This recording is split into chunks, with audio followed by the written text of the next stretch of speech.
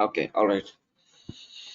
Good morning, good afternoon, good evening, guys. So we are in the third week of our admin training session. So I hope everyone is doing hands-on, and if you're stuck at anything, you're posting and you're doing some task what we are posting up. So if you're not, please do make a habit of doing tasks so that it will be, you will also get hands-on in on that particular day itself. So that will be more useful, and you will not forget once you've done hands-on. All right. So today we are going to talk about some of the automation tools that we have in the Salesforce. Um, so like what will happen some kind of restrictions or some kind of doing some actions before it's creating a record, something like those. So there were some automation tools. So unlike every other applications, either Google or Salesforce or Microsoft, every application will have its own automation tools despite of its own features. So Salesforce also does so many automation tools. So we are going to talk about few automation tools that are helps to the admin, and that we will be using in our daily day-to-day activities. So that's what we are going to see in this one of our session. So we'll try to cover as much as we can in today's session, or else we'll continue that in the next session. Okay, let me have here itself.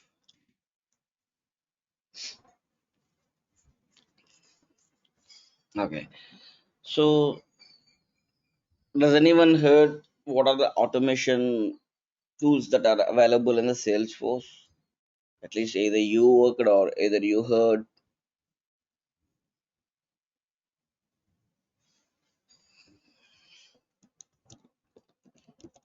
No one heard any automation tools in Salesforce.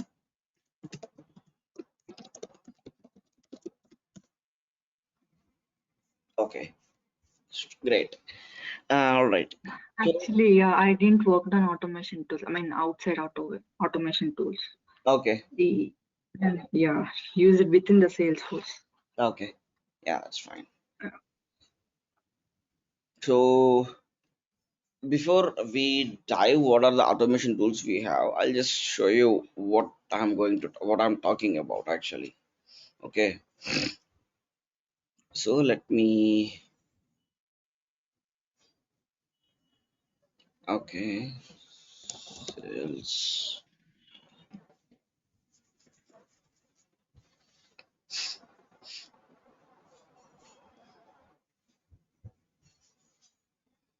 So let's consider I'm trying to create a new record.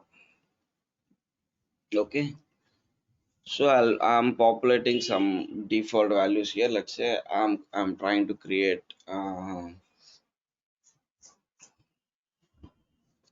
let's consider Mercedes. I'm trying to create this account record. Okay, so what I mean automation tools are, let's consider I want to make this before that, are we done with the record types as well, guys? I hope it is, right? Yes, Pala. Done. Okay, fine. Yeah. So let's say I have a few record types while creating this account record, and I want to make this account record this type as required for few specific record types. Let's say I have a business account, I have a corporate account, uh, I have individual account. So I have to make this type as, let's consider the scenario, not in the real time, but I want to make this type as required for few record types. Okay, and I want to make this industry as others by default, whenever I'm creating record without any value, let's say I did not populate any industry value, so I want to by default auto populate this pick list value as other, or I don't want to allow the user to create a record without populating annual revenue. So how can we make these kind of restrictions, kind of pre-populations? And let's say if this annual revenue is more than 50,000, okay, let's consider I'm creating an account record with 50,000. So if this annual revenue is more than 50,000, I want to make some actions on this account record and give some high priority to follow up on this account record, so that I want to assign a particular task to the one of the team member in my org, in my team. Okay, because I want to take care of this particular account record personally, and do more follow-ups with this account record if it is more than 50,000 annual revenue. Okay, and what else I have here? Let's consider if I have a customer priority as high, I want to send an email to the particular user, so that he will also be creation of a task is also a notification, sending an email will also be a notification.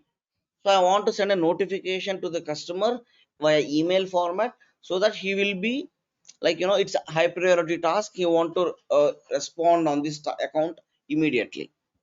So things like this, like sending of email or creation of assigning a task, pre-population of some values, so prevention, all this falls under automations. So here, whatever we discuss, these everything will be we used to do to maintain or to have only clean data. Let's say I don't want to create an account record without annual revenue of 50,000. So I want to validate this. Sorry, I don't want to allow the user to create annual revenue without any value here. So I want to validate here. So I'm allowing only cleaned data. So that's what these everything will be related to the data end of the day.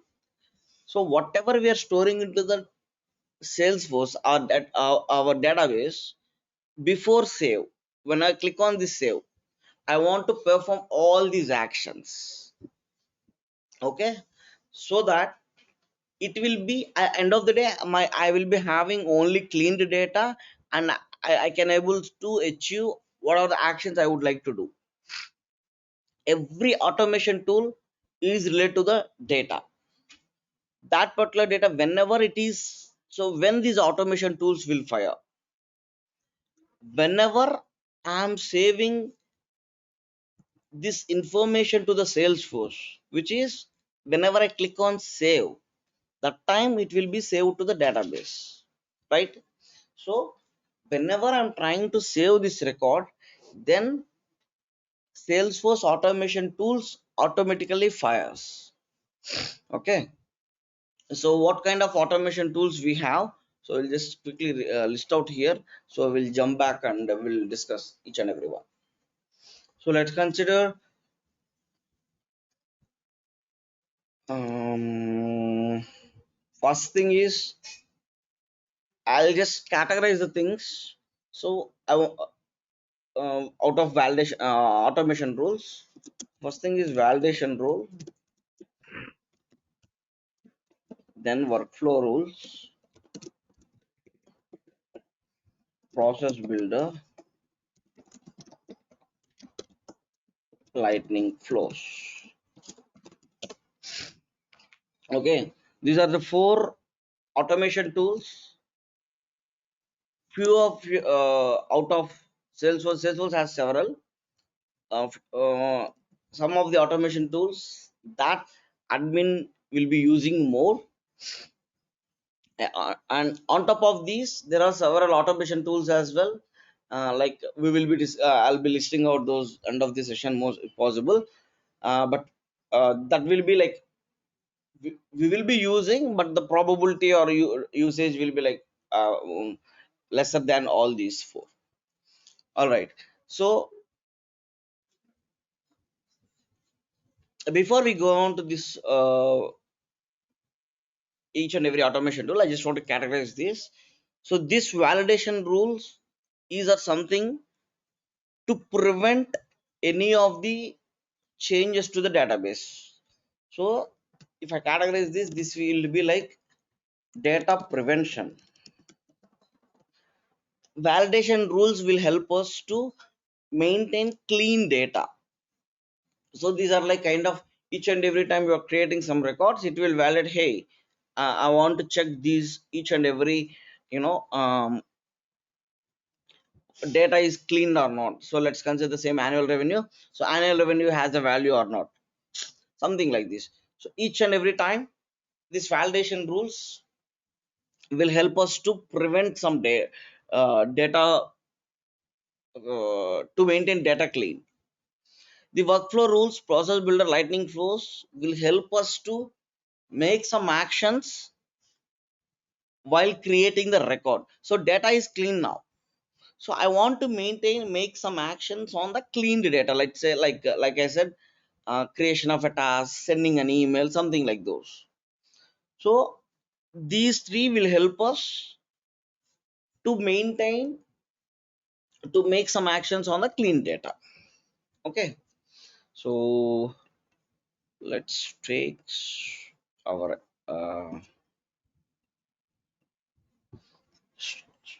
institutes.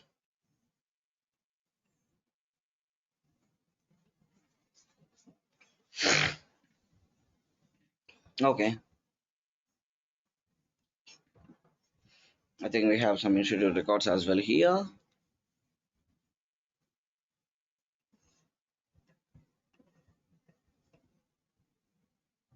Okay, all right.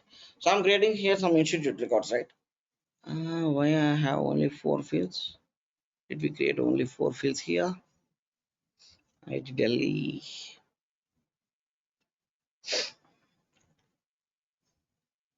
Okay, fine.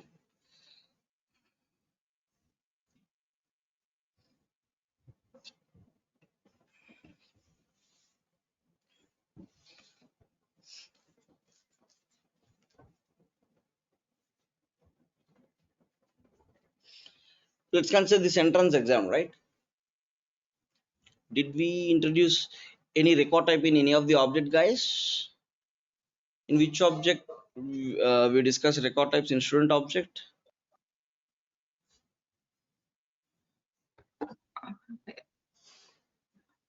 1 second, Ashwanda. Let me check. Sure. Okay, yeah. In Course object. sorry, Course object. course object. Okay. Course, yeah. Um, I think a course object, we had an assignment, but I Okay. think Bala created one more for another object. Okay. Yeah, I have a something called student object here, and student has scholar, non-scholar. So Okay. these are the record types, right? We used to. So record types will help us to differentiate what kind of data it is, right? So let's consider I'm selecting any of the record type, and let me see what are the fields I have. So that will status. Okay, cancel. And scholar student. All right. So this is the requirement. The status has to be required whenever I am creating a student record with a scholar. So whenever a scholar student is creating, he has to publish student record. Okay. So let me tell you again. I have a two types of students, non-scholar and scholar. Whoever taking a scholarship, they those are the scholar records, right? Whoever taking scholar students, they have to populate status value here. Okay, so if you could recall, in our last earlier session, we discussed while creating the fields about some required fields. Do you remember that, guys? So, like, what are the fields required at the creation of the field level? We used to populate required, right? Maybe the checkbox we will be checking whether field has to be required or not. So, like the Yes, same, Ashwin. yeah, like the same. If I did required for the status will be required for scholar and non-scholar again. But as per my requirement, I should not make status required for non-scholar student, whereas scholar student has to populate the status. So if I just clearly have this here, status is required for scholar student only. Okay, then I shouldn't able to make this field level required because non-scholar will also be blocked on this. Is it clear for everyone, guys? Or do you have any questions before I proceed further?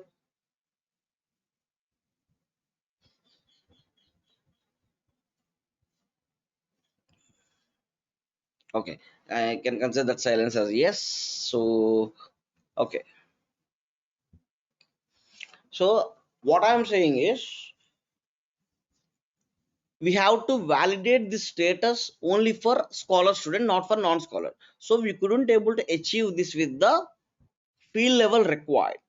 Whereas I want to make this status as required for scholar student. How could we achieve this?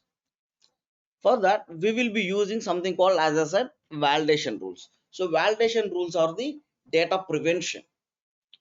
So hey, I have a value of this student, whenever it's non-scholar, status has to be required. So is it value is populated or not? So that particular validation I'll be checking with the help of validation rules. So validation rule will help us kind of like solving complex problems.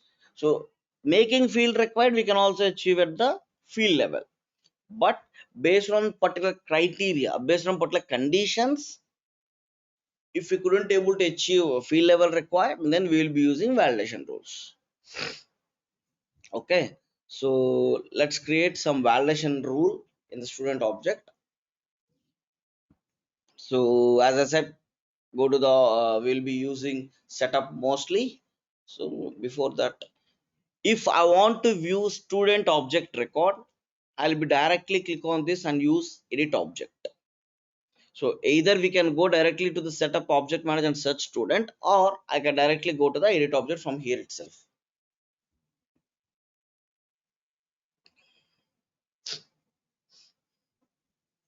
Okay, let me refresh my screen again. So if you guys observe my screen, here we have some icon, right? Maybe I'm not sure whether I could able to capture this. One second, let me refresh it again. Okay, I did capture it.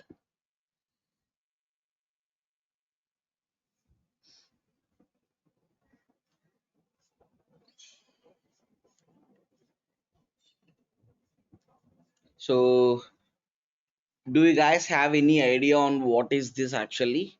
We used to see daily whenever we are logging into our org. In the first screen, the load, we used to see some kind of a logo, something like this. Do you guys observe this logo?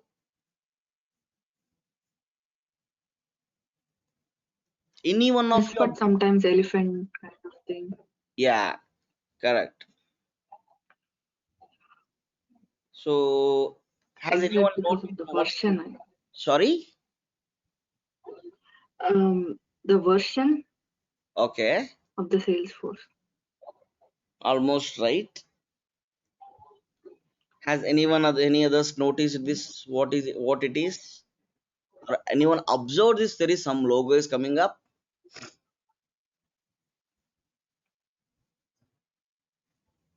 Is it called Avatar or something you have Yeah, said earlier, I guess? yeah, this avatar. Yeah, true. And okay, I'll give you what it is. Each and every year, Salesforce do three releases. Release in the sense, I mean, Salesforce globally will release three versions. Like WhatsApp used to do some releases, right, for every year. Like they will be bringing some new features like WhatsApp payment, some status hidden, something like this. Each and Uh, every feature, WhatsApp used to do some releases, and they yeah, asked us to update your WhatsApp by ourselves, right? So the same similar way, each and every application do some releases so that they will bring new features, and they will give new features and enhance the application each and every with each and every release. The same way, Salesforce also compete with other our competitors in terms of speed, in terms of experience in the, I mean, the UI, and in terms of data security. So each and every version, each and every year, Salesforce do three releases. Okay, those three releases we don't need to do take care of anything. I hope you might have already noticed some I don't think I see that in our org. yeah. We had like a question in the assignment, like releases. Okay, yeah, Yeah, yeah. It's winter, spring, and summer. exactly. So that release will be, Salesforce will give us a head notification like this is indication of this 2022 is the year. Okay, and this avatar, this is like Einstein. Salesforce will use Einstein. So Einstein will have he will be having different avatars each and every release. So some releases use Einstein, some releases use some other images. I'll also next session I'll come up with the what are the release logos we have so far. Okay, so just to quick recap, Salesforce do three releases: spring, summer, winter. So it will be like first release to the sandboxes and developer editions. Salesforce will give a head notification like, hey, this is the month and this is the date. Each and every, this release will be going to happen. So Salesforce will give us a head notification around 1 month, and they will start promoting what are the new features introducing. So I think if you have some time, check the recent release notes as well. Each and every release they will be doing some release notes, they will be doing some hands-on sessions, and there are so many speakers will be talking about what are the key points in that particular release. So also make a habit of checking release notes each and every for each and every release, guys. Okay, mostly it will be like around February and June or July and November or December, but that will be vary based on the each and every org. Okay, all right. So what else we came for here? Okay, validation rules. So this is my student object manager, my student object completely. So if you scroll down in the left hand side, we see something called validation rules. So each and these everything we will be working like you day to day activities. I think this we might have this fields we covered it, page loads we covered it, uh, these compact layout field sets, record types we covered it. Did we discuss anything on lightning record pages in our any of our sessions, guys? No, no, Bala. Okay, fine. No, Yeah, Ashwin. I think we'll be talking about that in the next week. We Okay, have discussed this compact layouts. We have discussed. okay, yeah. So lightning record pages we'll be seeing in the next week. And the search layouts, I hope search layouts also mentioned. Yeah. Yes. So we'll be covering validation rules here today. So these validation rules will help us to prevent. So I will create some validation rules here. So if we come to the object manager, scroll down in the validation, we have something called new here. Click on new. That will navigate us back to the creation of a validation rule. So as I said, validation rule to validate the data. Okay. All right. So this is the validation rule creation.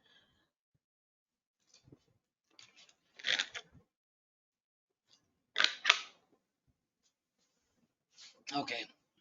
So rule name, it has to be API name. Like some will have a label and API name, some will have only API name. So this is API name. So what we are going to create, we have to validate student status, right?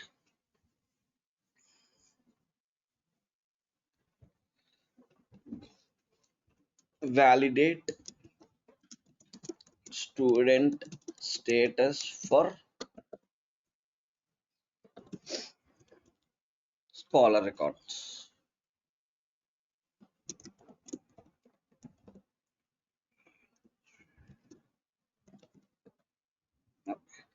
So we have a character limit as well. I think it's around 25 to 40, I guess. So I couldn't able to type more than it. Validate student status for scholar.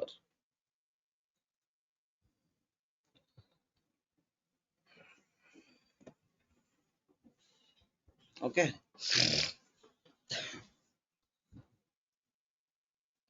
Okay, let me make it. So this is the rule API name. So I previously I provided the spaces. It automatically converts to underscores. Then active. Let's consider I do not make this checkbox. Sometimes we need to define the validation rule, but if I don't want to have this validation rule for particular time, instead of deleting the validation rule, we can just simply activate this and deactivate this, so that it will help us to, we don't need to delete the validation rule. We can simply on and off, like kind of a switch to on and off. Okay. Description: to validate student status for scholar records. Okay. So this is my formula. This is simple formula. Like, what if at all if I want to achieve this, how we will be checking in general is, if this record type, so what I'm trying to validate here is scholar student. Record type has to be scholar student. And then status, if status has not does not have any value, then it has to validate, it has to do not allow me to save the record. That's what we should do, right? So same, like we can have simple conditions, like record type has to be scholar student, and what is the field status has to be not blank,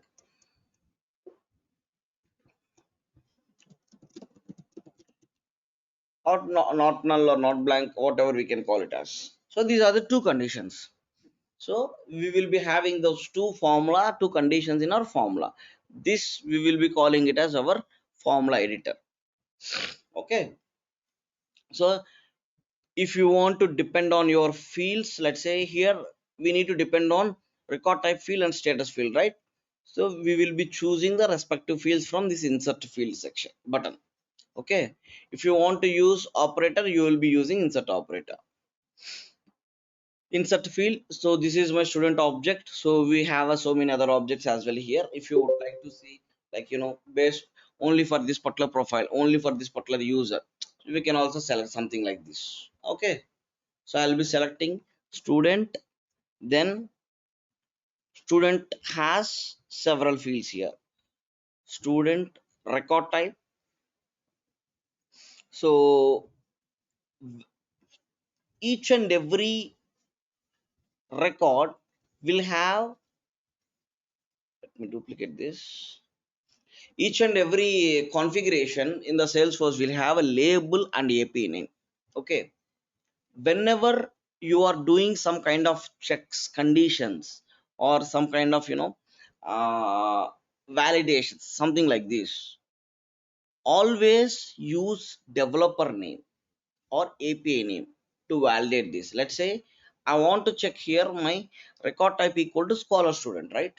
So let me open student record type.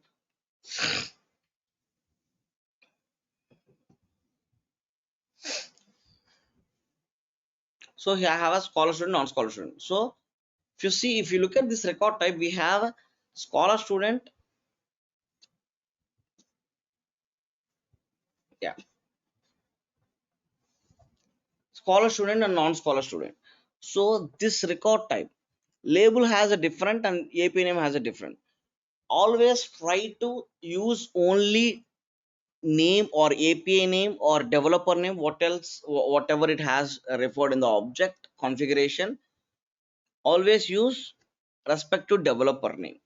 Okay. So I want to check a condition for my record type. So I'll be checking record type.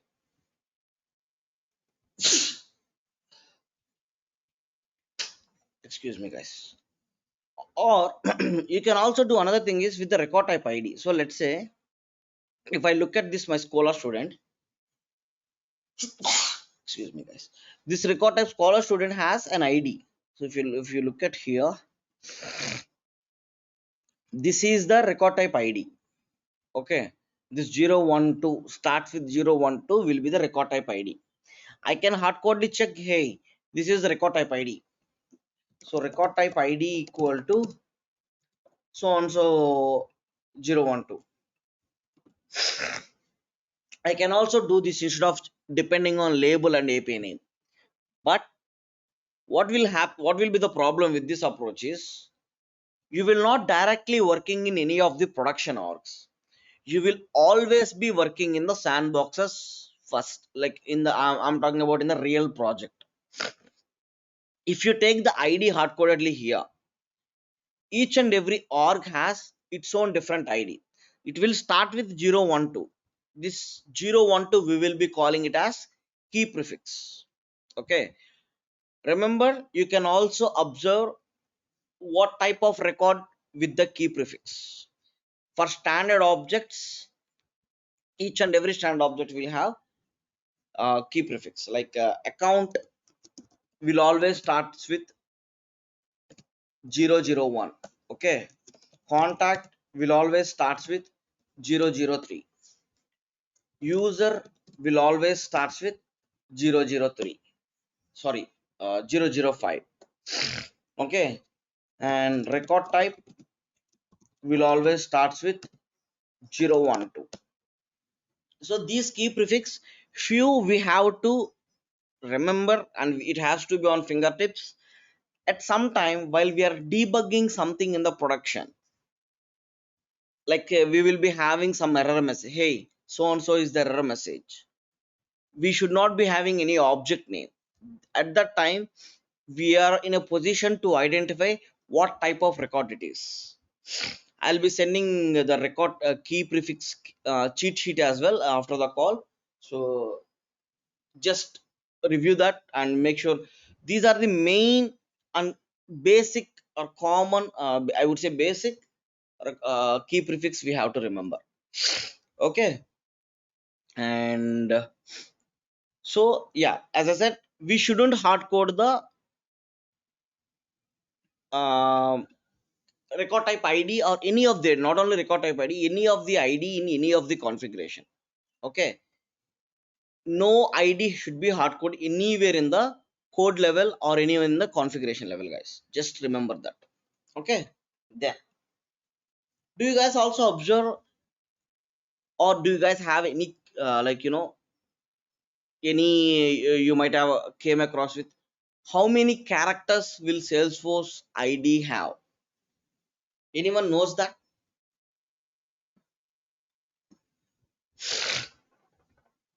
What is the character length of Salesforce ID?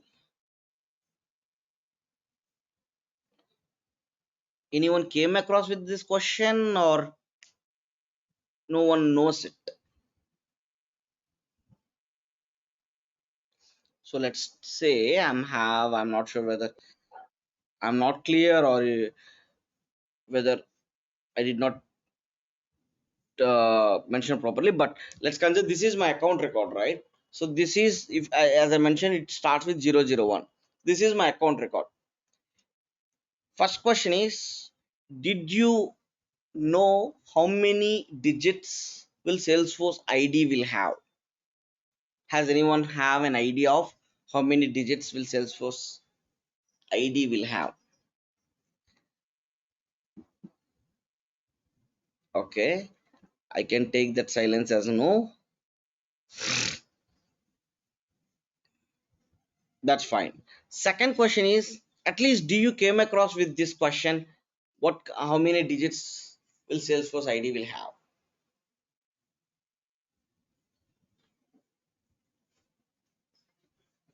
Okay, I'm not sure how should I consider the silence. Fine. I didn't. I mean, Sorry. I didn't came across the question. Actually. Okay, I fine. did not came across the question. Yeah. Yeah, I understood, Nisha. Fine. So as long as we are in the Salesforce, it's a common question, guys. We have to remember, and we have to be have we have to know it. These key prefixes, I'll be sending the cheat sheet for it. Just go through it. Salesforce ID, there were two types of IDs. Okay, one with 15 digits, another with 18 digits. Okay, so if you took it here, three, three, three, three, 3. How many? 1, 2, 3, 4, 5, 6. 18 digits. There will also be each and every, this is 18 digit, right? So the same 18 digit can, if I can remove these 3 digits, these two are the same. This 15 digit ID and this 18 digit ID also the same.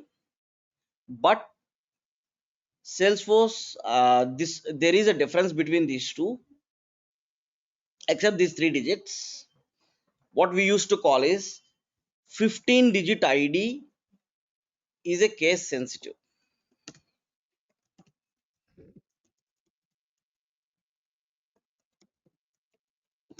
I hope you are aware of this word case sensitive, which is small a is different, capital A is different. Okay, but 18 digit ID is not a case sensitive.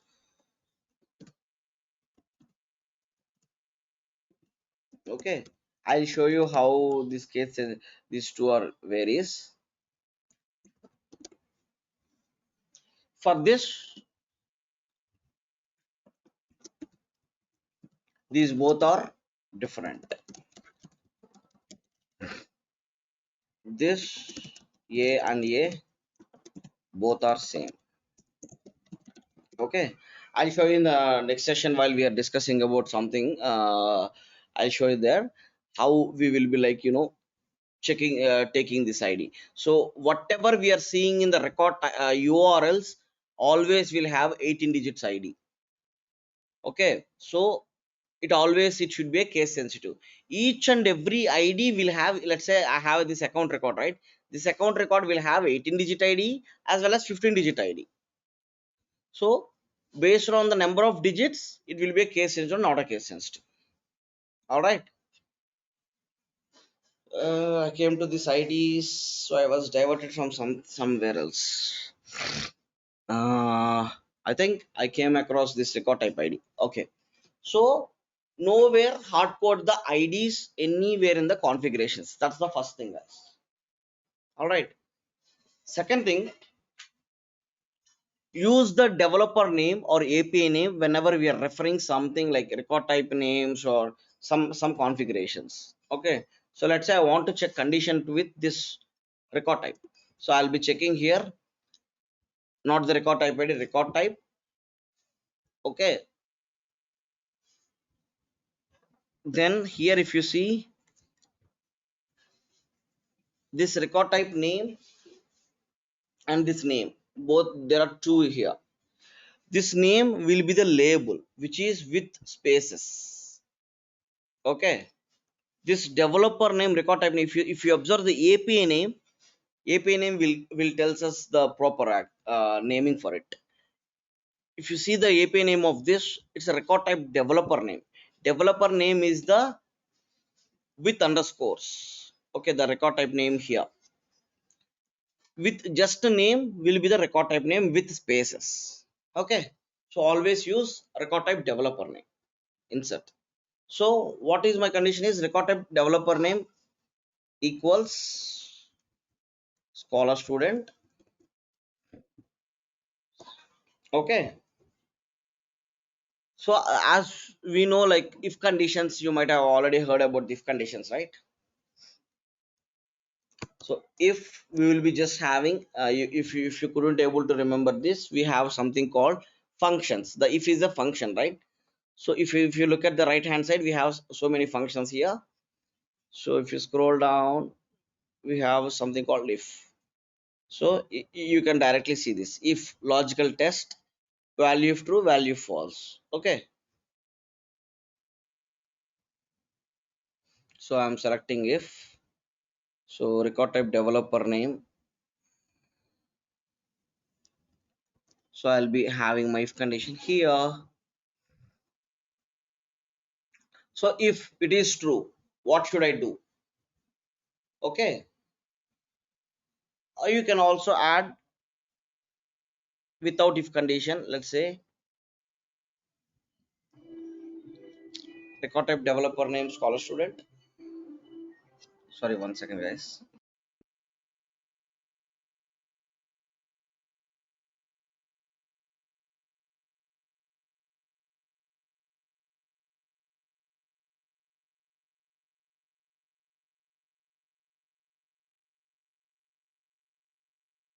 All right, sorry. So if it has to be scholar student, and what is our another condition is value has to be should not be blank, right? So I'll be selecting another field. I'll show you. Let's forget about this if condition.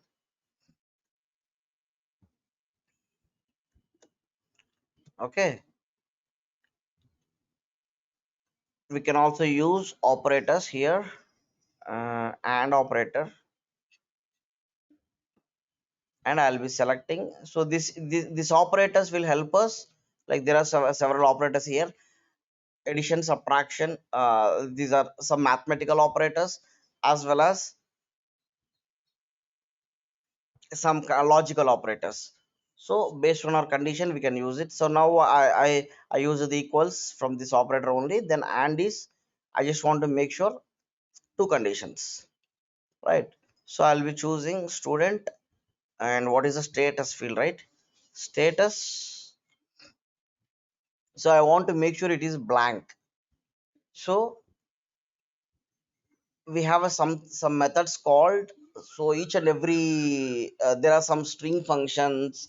So by default there are so many functions. You can also categorize here.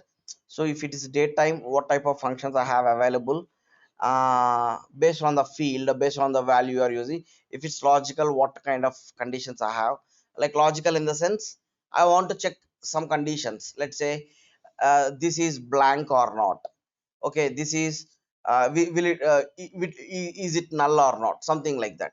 Okay, so based on this function you can differentiate. Let's say text field is, so whether this text is starts with so and so character or not. Based on this we will be having respective conditions. Okay, so I'll be choosing now logical because I want to make sure status, if its status is blank, then it should throw an error. Okay, so I'll be choosing is blank function. So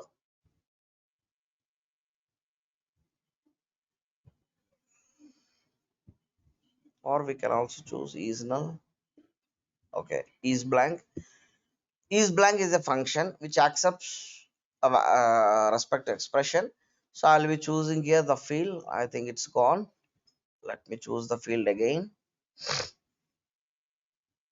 Status insert. So I have to choose this. So let me check the syntax now.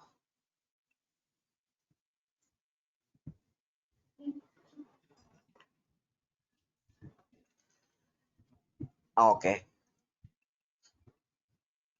So what we're trying to do is record type has to be scholar student and status should be a blank value.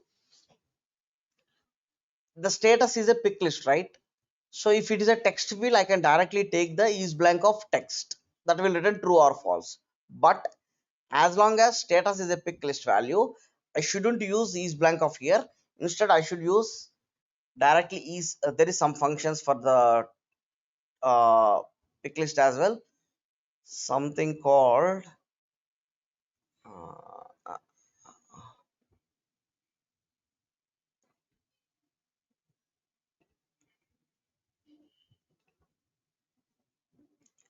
is pick val. So what this will give us is this will give us whether the what are the selected field is respective value. So I couldn't able to directly access my pick list field in validation rule, so that I'll be using only is pick val and I'll be validating if it is selected value is this or not. Okay.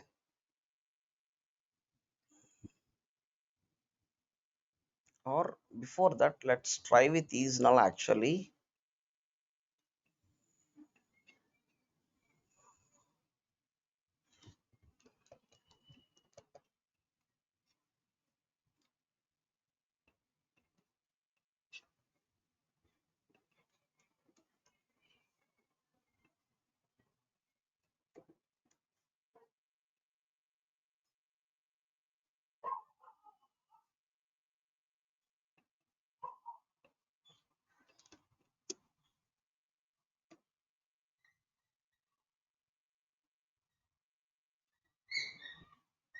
Yep.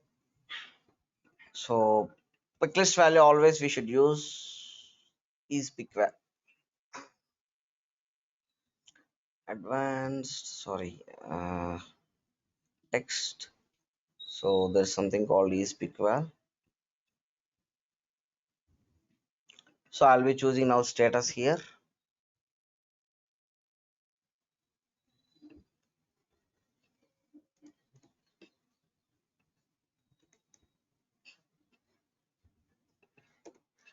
So here my field is status and literal. I'll be giving empty string. Let's see what it will allow me.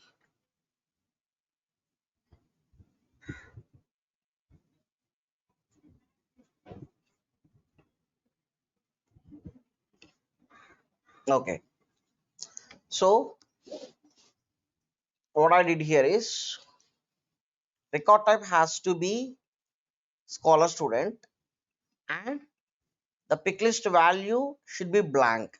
So for that I just used eSpeakWell of eSpeakWell is a function which will give me whether true or false. Okay, this if you want to know what it is doing, just simply click on the particular function. eSpeakWell checks whether the value of a pick list field is equal to a string literal, so this will return true or false. Okay, so this will return if the record type scholar student is true, or if this is equal to scholar student, it will return true, and status if it is blank, it will return true. So what this formula is, if formula hits true, then only it will hit an exception.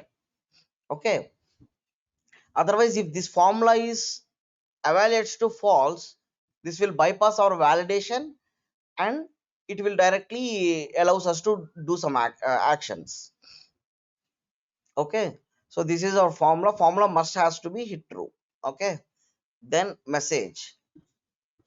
So I'll be having status should be populated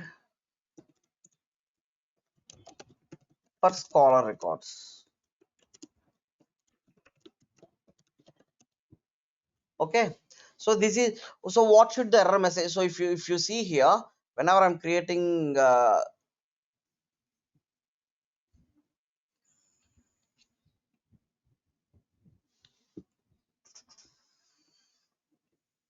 institute record,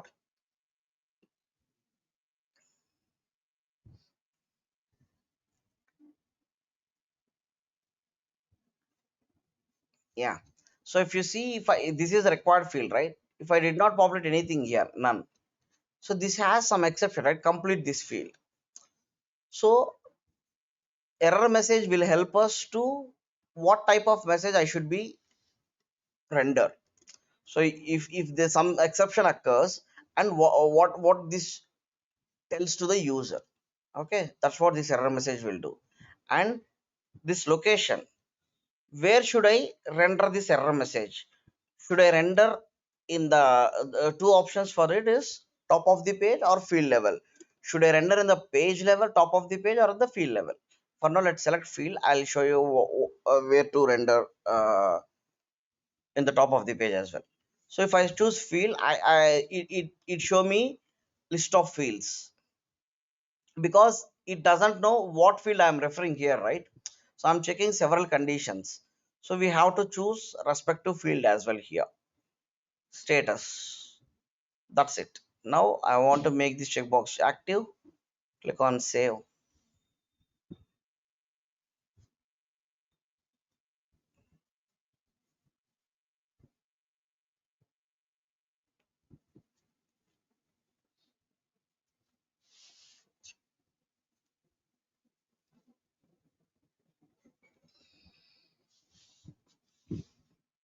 I think it's taking some my internet speed. Okay.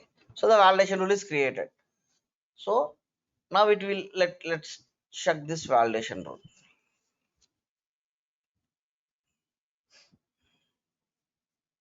Create a record.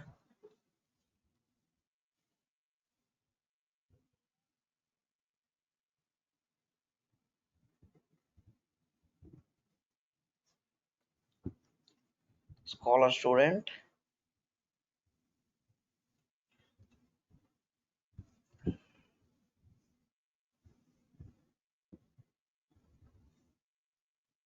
So I'll populate my student name as Peter Parker.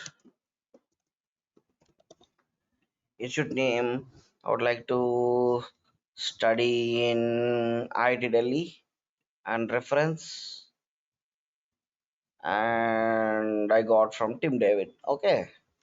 So I did not publish status. Let me save it.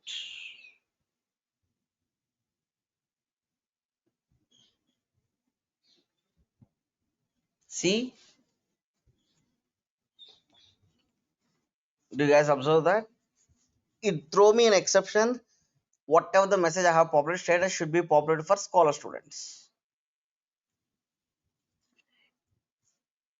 Okay. Now if I did not select at the field level, let me show you how it will happen at the page level.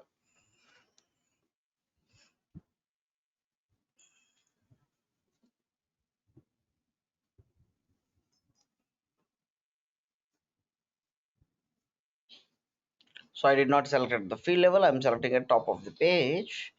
Click on save.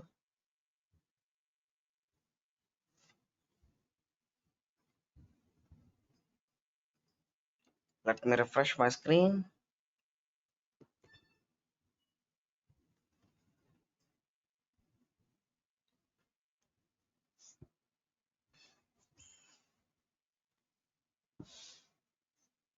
Click on new.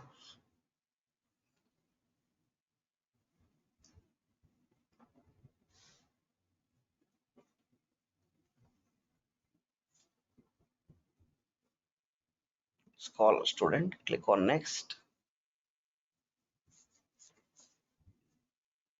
So same Peter Parker,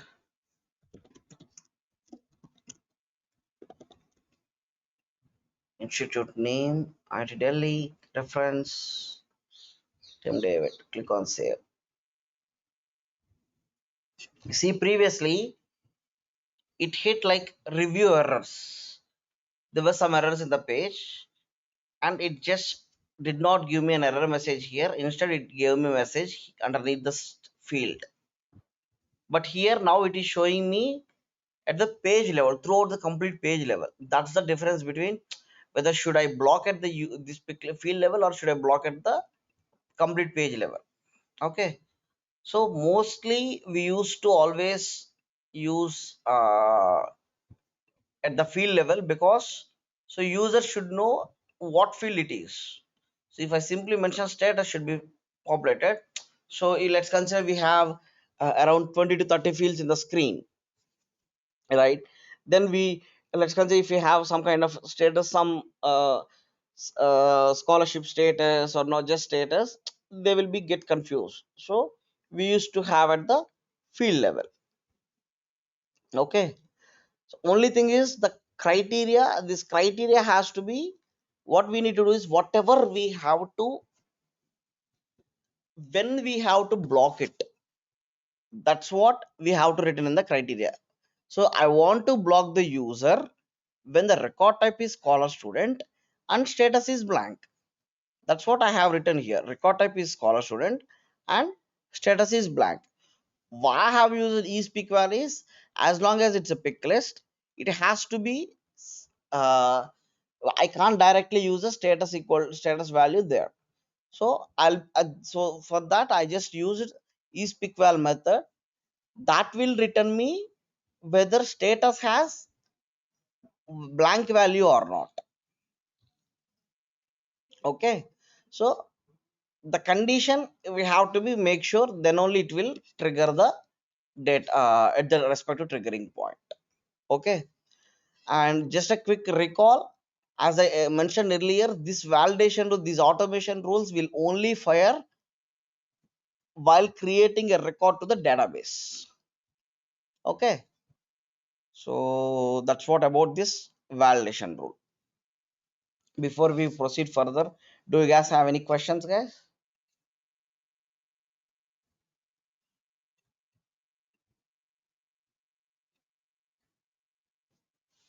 No, good.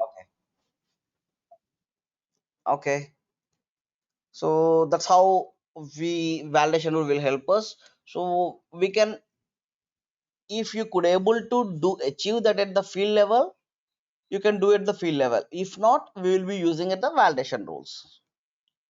All right, let's jump into the next part of our automation rules. So we talked about validation rules so far. Now we have something called workflow rules. So as I mentioned, validation rules are for data prevention. Workflow rules for, hey, you have your clean data now and make some actions on your clean data. That's what this will allow us. Okay. So to do workflow rules, there was some kind of few actions we could able to make in workflow rules. I'll show you what type of those.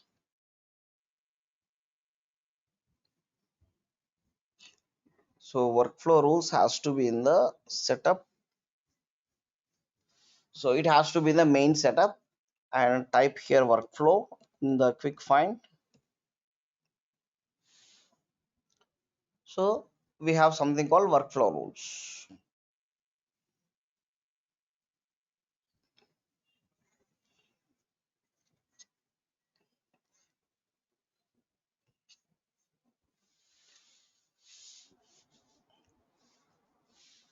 Okay. So just a brief notes here. We can do 4 different type of actions in the workflow from the workflow rule. Okay. So what is the workflow rule? Workflow automates the following type of actions based on your business organization's process. So what kind of actions are? Task: assign a new task to a user, role or record owner. So we can create a task record. Task, I think I already told you at the initial beginning. So we we used to work based on the task basis, right? Let's say you have a team of people, so you will be assigning the task. Hey, you have to complete this task by end of tomorrow, something like that, right? So the task is a common standard. Every business functionality will use it. Email alerts are nothing but sending an email to the respective person. Field updates are, let's say, if the status is if the status is inquired, so I want to populate some field in this particular student record. So that we will be using uh, field updates. Outbound messages, this is something we will be calling it as for sending a message to the third party. Okay, so Salesforce need to if you want to talk with other application like Google or Microsoft, if you want to send some outbound message, we will be using it. So mostly this outbound messages are like kind of outdated, but still it is in use. But I'll tell you when we should be using and what kind of actions we'll be performing it. Okay, going forward, I'll explain on that. These three workflow rules, process builder, and lightning flows are the evaluations of the Salesforce. Just give you a quick brief overview there. Workflow rules are the first ever automation tool that Salesforce introduced in the earlier of 2000, I guess. I remember. Okay. Then, as long as Salesforce is upgrading their UI and rich experience and everything, Process Builder came into the picture in the earlier of 2016. 2014 to 2016 days. Okay, flows is also available from the with the workflow rules. Then that previously it is just called as flows. Now Salesforce it called it as lightning flows because Salesforce is now lightning faster the UI and the responsiveness. So lightning flows is the now powerful automation tool that currently every customer, every admin and developer should know on it, and every customer is using the lightning flows on top of these three. But we have to know what is we have previously as well, because few things we couldn't able to achieve.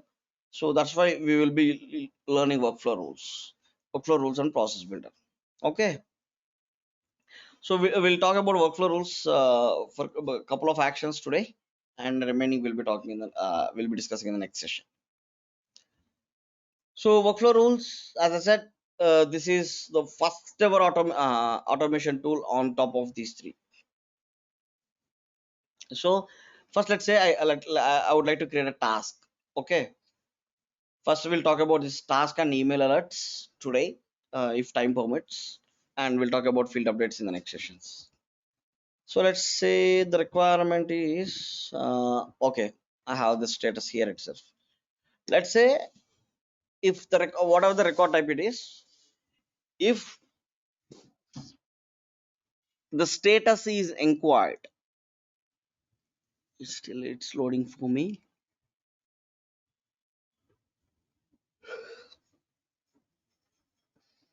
Okay, yeah, here we go.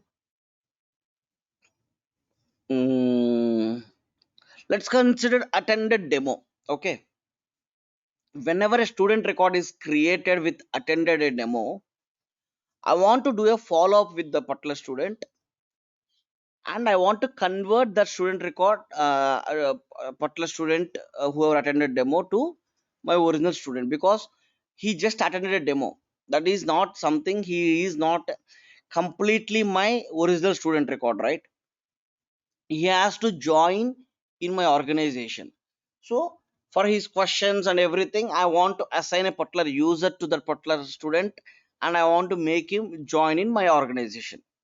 So that's how typically every company, every organization, everything, everyone do, right? Do some follow-ups and have some questions, back and forth communications, and then we will be having him in our into our business, into our organization. So what I have requirement is whenever he attended a demo, I want to make a follow up with him and get some feedback and make sure he is not having any questions.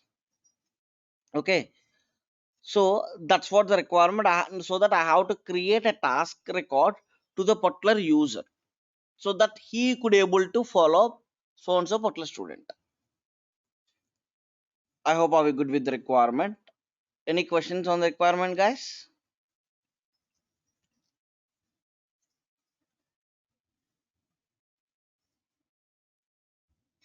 Okay, I can consider that silence as no. All right. So further, we have to create a workflow rule. You can skip this. This is just a overview for each and every actions workflow rules. So we can click on continue.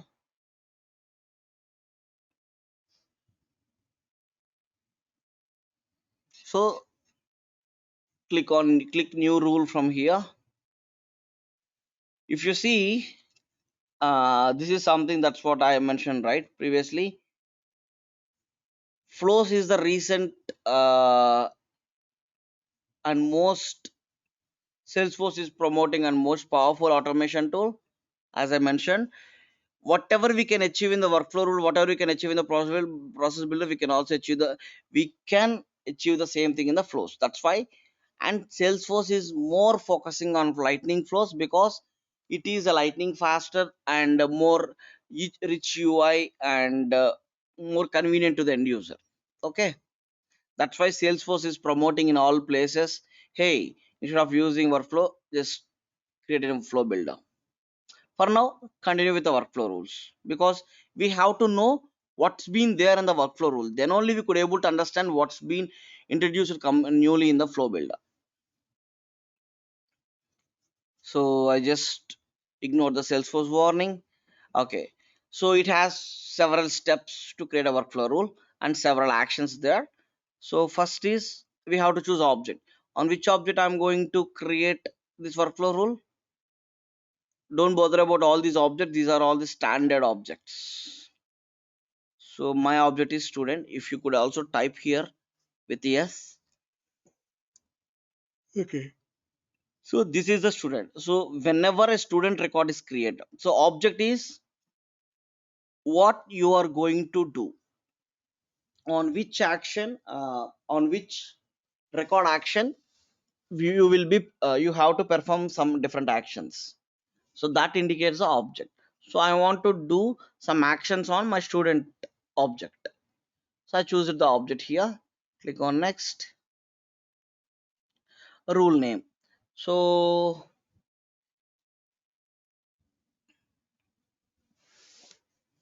this can be, you can name it as what can we name here, uh, follow um,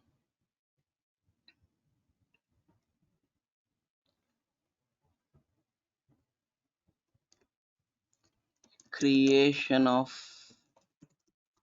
tasks for demote and the students.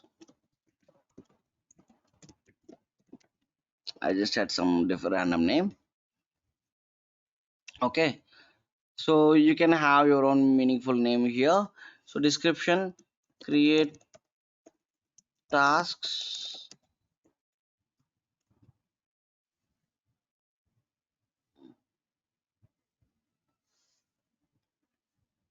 for follow up with students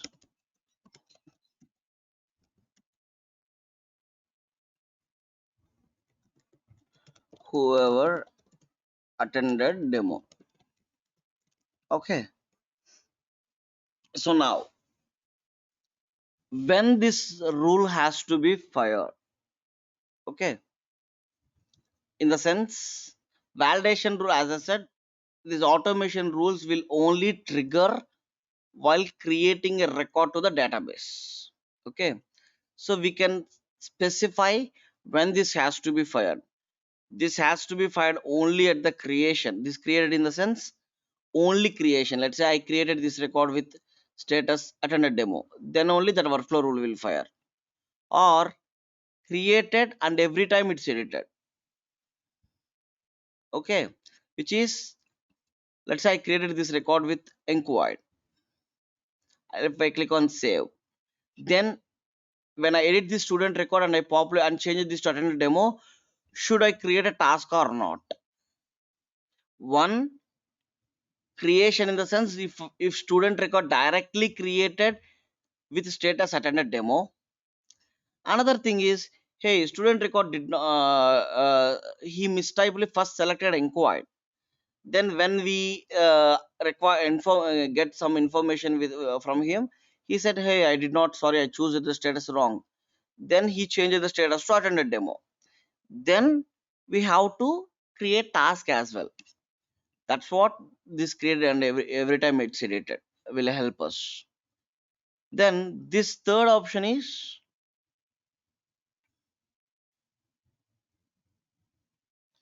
so this is created and every time and anytime it's edited to subsequently meet criteria, which is every time it's edited. Let's say I just changed this. Let's say I'm changing the student name, some Peter Parker. Okay. Now I'm changing this. I created this status with enquired. I click on save.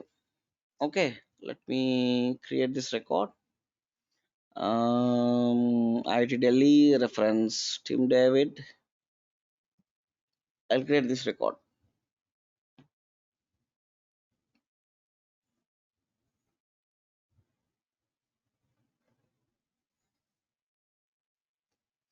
So now I'm changing this to attended demo. Okay. If I save this with the second option, it will fire. Okay. If I change this and click on save, with the second option, it will fire. Then I have something called, if I try, I would like to update my student name. Peter Parker with, I just want to add junior. Okay. So if I click on save, if I have this checkbox created and every time it's edited, here I did not change status attended demo. I just changed student name, because whenever I change status from inquiry to attended demo, at that time it is created a record. Now I just changing the student name with junior. I'm saving it. Now as I have the status attended demo, it will create a, if I with the second checkbox with second option, it will again create another record, another task record to the particular user. Okay, that's what with the second option. Third option is, whenever it is created and whenever it is edited, at the time the condition has to be met. So that here the status is attended demo, right? If I just click on Peter Parker Jr., if I just change student name to Peter Parker Jr., if I click on save, at this time workflow rule will not fire, because criteria I'm going to have is attended demo is changed or not. That's what we are going to define it. So that's what it will help us. I'll show you what's been the difference between these three. Okay, first let's talk about only created for now. Okay, so this is the three options, and when this has to be met, so we have to define criteria. So what is the criteria here? Student status. Where is the student status? Here we go. Student status equals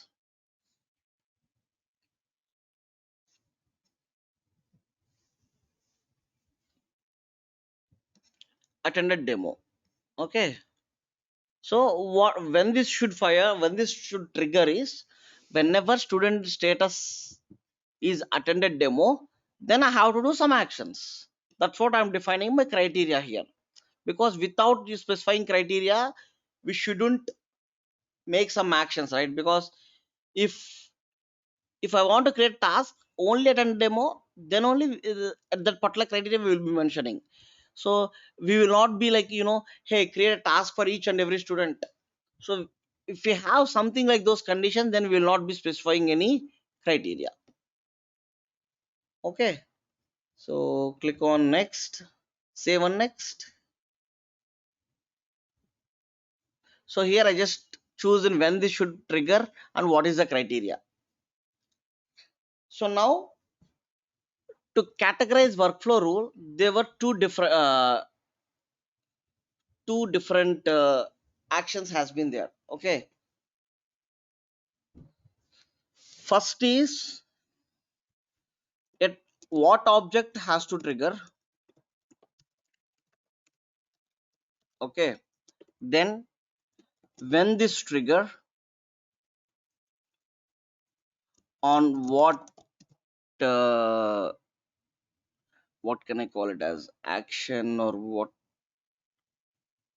what type of save action should trigger, which is this, I mean created or edited. Okay, then another thing is on what criteria this has to be triggered.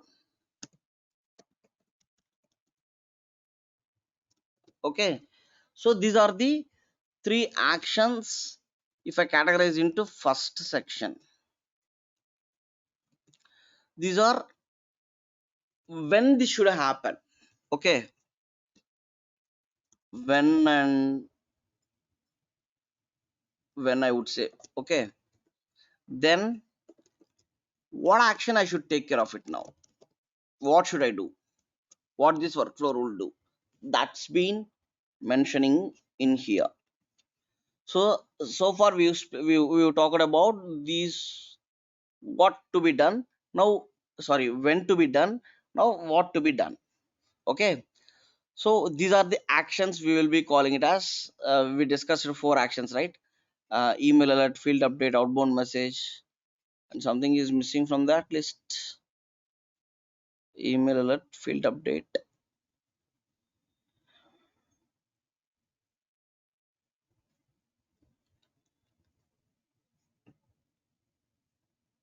Mm, mm, mm, mm. Creation of task is missing from it. Why it's been there?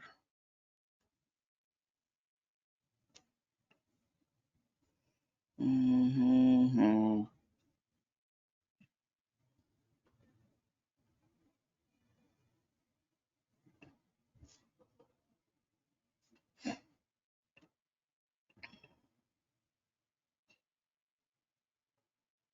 Is something I couldn't able to create task here, or one second, guys. Did I miss something, or it's been updated?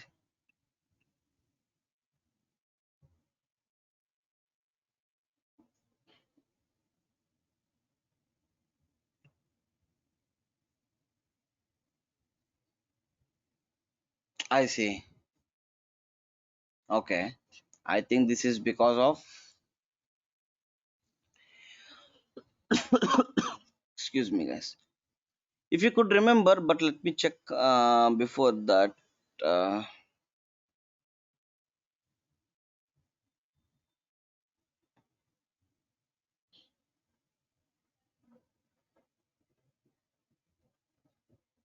yeah. If you could remember, I shown you the creation of the object. There is something called um, optional features. If you could remember, at the creation of the object, we discussed allow activities, allow reports, track field history, right? These things. Task event will fall under activities. If I do not check this checkbox, okay, I couldn't able to create a task record under the student. Okay, so that's why it's been not showing there.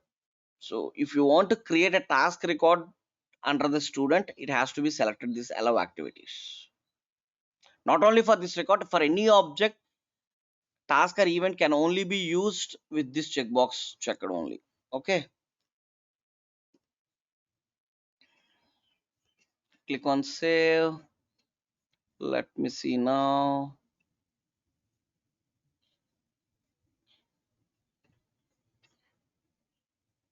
Now it's been rendering. Okay, let me go back to my workflow rule.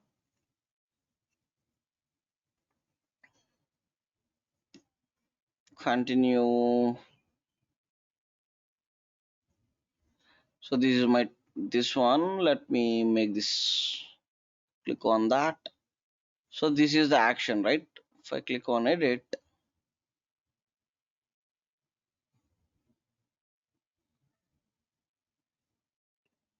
see, previously there is task is not available in this list because allow activities checkbox is not checked at the student object level.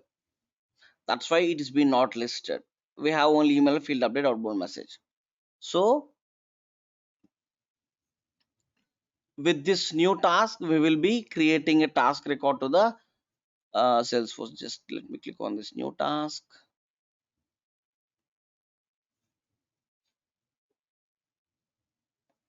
So these are the task for task. These are the general standard fields. Like if I see this assigned to, okay, to whom we'll see this tomorrow in next session as well.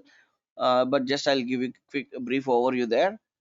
To whom should I assign this task? Because under the student record I'm creating record, but this has to be taken care by some user, right? That is this assigned to. And subject. So for each and every task there should be having some subject, right? Like subject, or you can call it as title, whatever the naming can be. Unique name, that will be Salesforce will take care of it. Due date, what is the due date for this? Okay, so when this has to be completed. And status, what kind of status if you would like to set. Okay, then priority, whether you would like to have high priority or low priority. So that from here we can able to create a new action. So we talked about when this should happen from the workflow rule. So we just seen why the flow activities new task is not visible from the workflow rule action on what. So next session we will be discussing more on the list of actions on the workflow rule process builder, guys. So before we close for the day, anyone has any questions?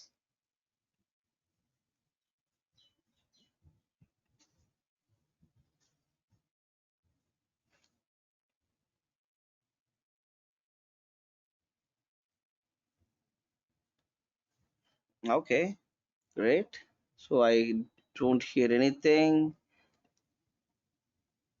So make sure you're doing hands-on, guys, so that it will be like easy for you, and you can, if you have any questions, you can also discuss in the same next day session itself. All right, so until unless you don't have any questions, that's all from our end. From